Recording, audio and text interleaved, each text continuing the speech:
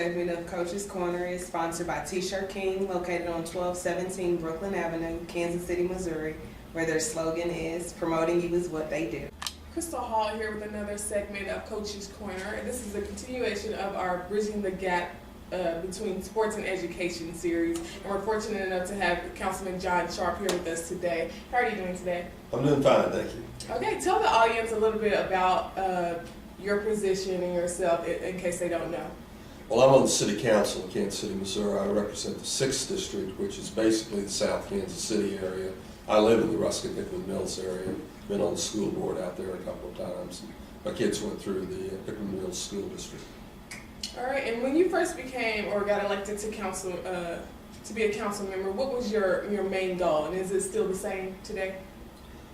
Well, I really ran again because I was just tired of my part of town being neglected. I've been on the council basically 20 years ago and then sat out 16 years and came back, so I'm kind of recycled. But I live, as I say, I live in the Ruskin-Hickman Mills area, and we just didn't see much in terms of city services or city programs, and our neighborhoods were deteriorating because of that lack of attention. So that's the main reason I ran again. Okay, and why do you think there is a lack of attention in that area? Well, I just don't think we've had the political clout. It's basically a working class area, a middle class area, and don't have a lot of wealthy folks in the area. It's a very diverse area, but we just haven't had the kind of political organization that can really speak for that area or the neighborhood cohesiveness I think we really need. We're probably going to develop an umbrella group in South Kansas City, kind of like they do in the Northland, to, speak with one voice a little more and try to get a little more attention from city government in particular. All right, and I know you were involved with the South Suburban Juniors Football Association. Tell us a little bit about your involvement with that. Well, I tried to promote youth sports as much as I could, both when I was on the school board in Hickman Mills and on the city council. I think it's one of the best ways we can keep young people focused on their academics and keep them focused on positive things. I was basically raising my son by myself after my wife and I divorced, and I was getting home late a lot. I was executive director of Mass Ambulance at the time, and I'd get home at 8 o'clock at night pretty routinely, and it would have been very easy for my son to have gone down the wrong road, but he was very involved in youth sports at high school. Played football and baseball, and all his friends were involved in youth sports, and so really they were all young men who really understood they had to make their grades, they had to stay out of trouble or they couldn't play sports. Did he go on to play any college ball? Yes, he did.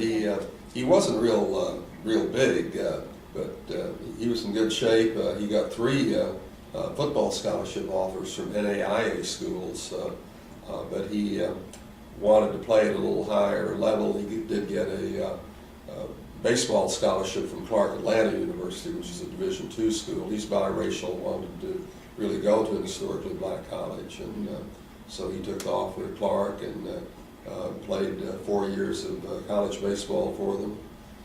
Gave it a shot to play pro ball. I think he went to tryouts in all these little towns I'd never even heard of around the country, and he was drafted by the New York State League and then played in the Arizona Winter League in Yuma, but just didn't hit quite good enough. Okay, and do you think his academic role played a huge part in his sports? There's no question that sports helped keep him focused. He really wasn't that interested in school when he started high school, but he was interested in playing sports. Mm-hmm. And he knew to play that he had to keep his grades up. He knew he had to stay out of trouble. And it really was a very beneficial thing for him. And all his friends played sports of one type or another, and a lot of them went on to play college ball. And I think a lot of kids think that unless they can play Division I ball, I just can't play at the college level. Well, that's not true, because there's so many smaller colleges out here that have great programs. There's some great Division II football programs around Kansas City, programs like Northwest Missouri State, Washburn, Pittsburgh State. very good programs. There are excellent baseball programs around here in Division II, like University of Central Missouri. So there are a lot of opportunities for kids to go on to play college ball and get scholarships to help them pay for the tuition. And the smaller colleges, the NAIA schools, have some great programs. Benedictine was one of the programs that offered him a football scholarship, and they have a great sports program, great academic program. So I think there are a lot of kids that just think they don't maybe have the talent to play college ball because they aren't superstars. Mm-hmm. But if you can play high school ball, you can play college ball. You just may have to play it a little smaller. And as long as your grades are. That's right. All right, and with the recent loss of accreditation with the school district and things like that, what is the fate of the school district that you think, and with athletics too?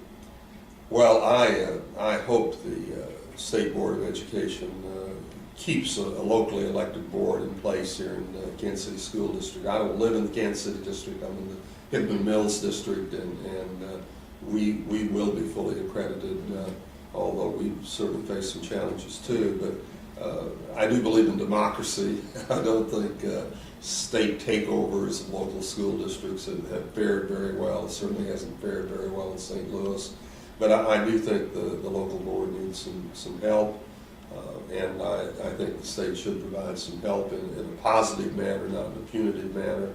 And do hope the district can quickly retain or get their accreditation back, at least get provisional accreditation and then work for full accreditation. And I hope they will provide some emphasis on athletics, because I think that is a great way to get more kids motivated and keep them on the right track. And do you think this will hurt the academic or the athletic? Well, there's no question the lack of accreditation hurts the district, and I think you'll see some families move out of the district, and of course you see some families move from accredited districts to districts that they think are a little better. And I've seen kids move from one district to another because there's a better sports program.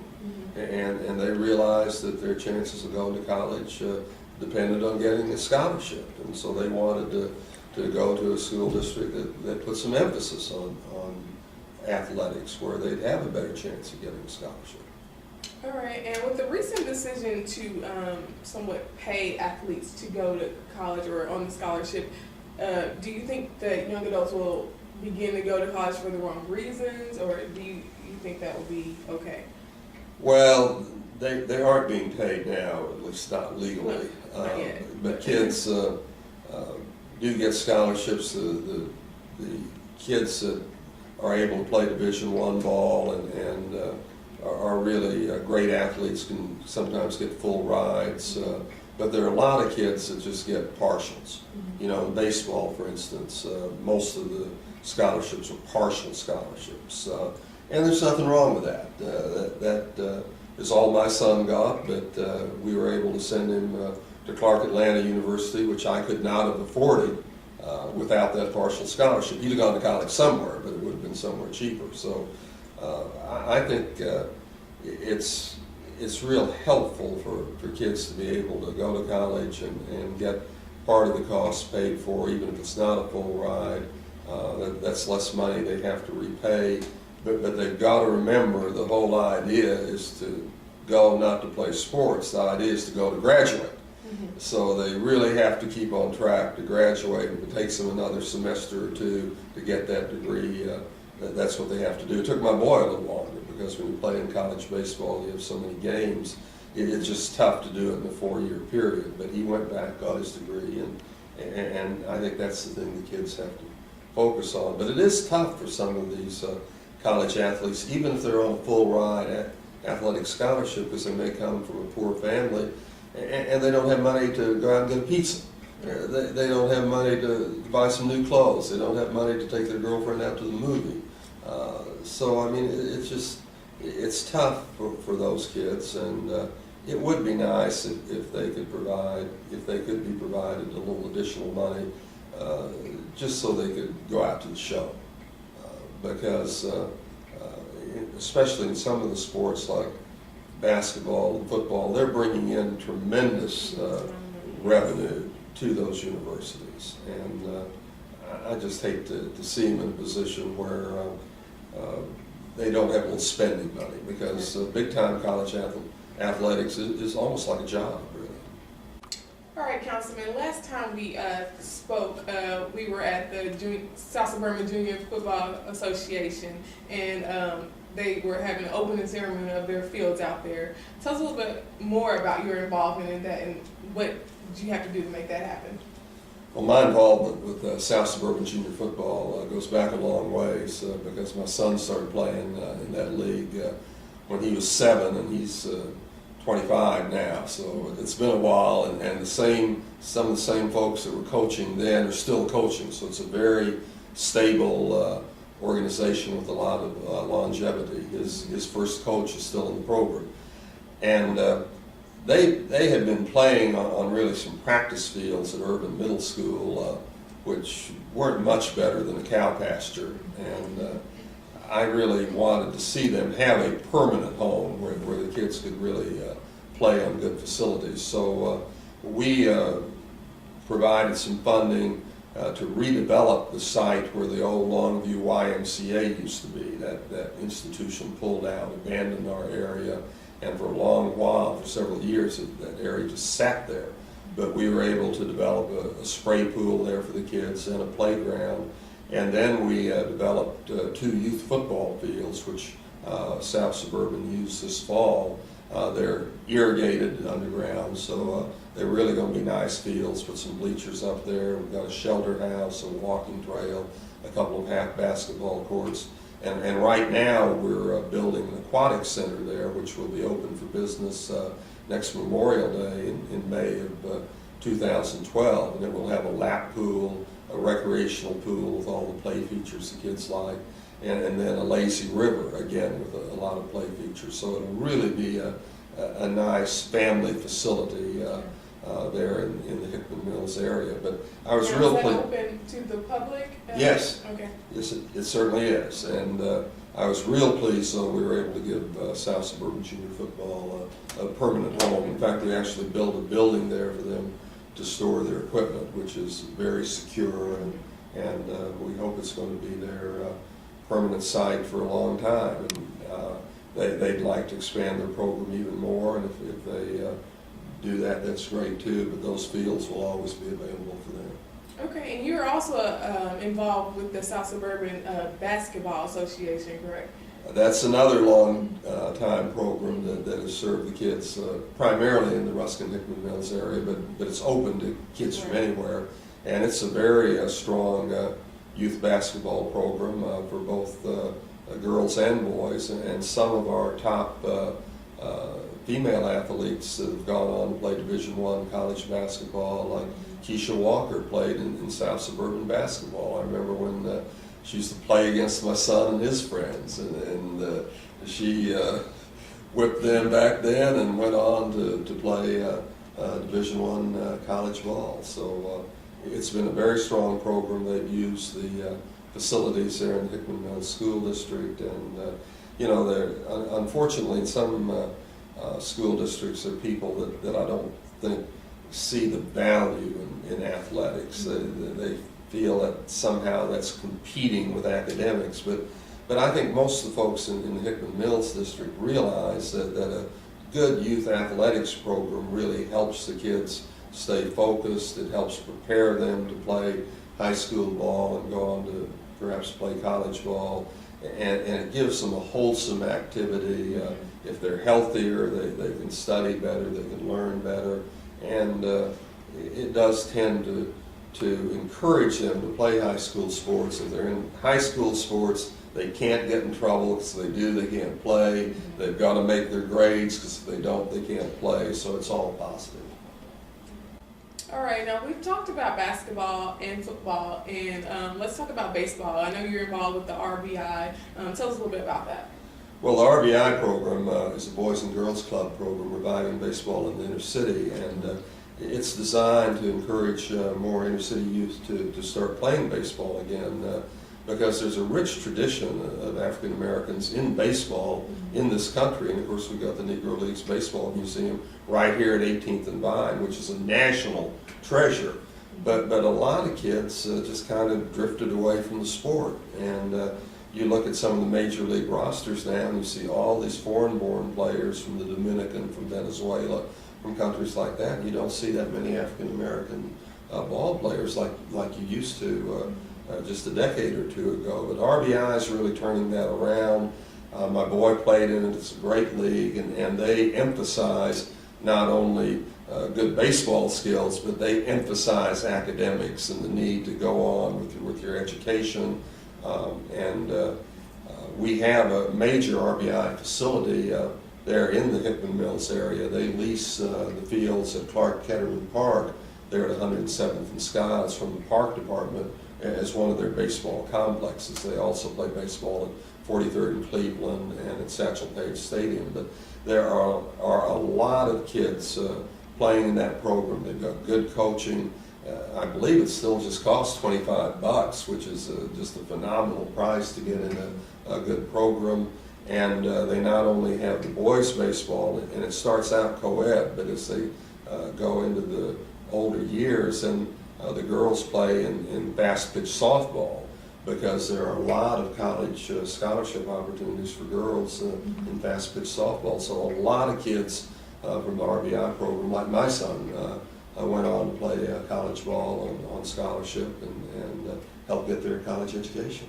Okay, when you say they emphasize on education, do they have a set program in place that's organized and things like that? Well, I think it's more the coaches just really stressing that to the kids, and a lot of the coaches want to see examples of the kids' work. They want to see their grade cards and really work with the parents to make sure the kids are performing. I think coaches can be a great asset to parents to keep their kids on track. And you know, I've known parents who have pulled their kids out of sports because they weren't satisfied with their behavior or their grades, and that's counterproductive. They ought to be talking to the coaches and telling the coaches that, hey, I'm having a little trouble with his behavior. I'm having a little trouble with him doing his homework, and get the coaches to get on him along with what they're doing, because the coaches can sometimes be more effective than the parents can on making sure the kids are on the right track.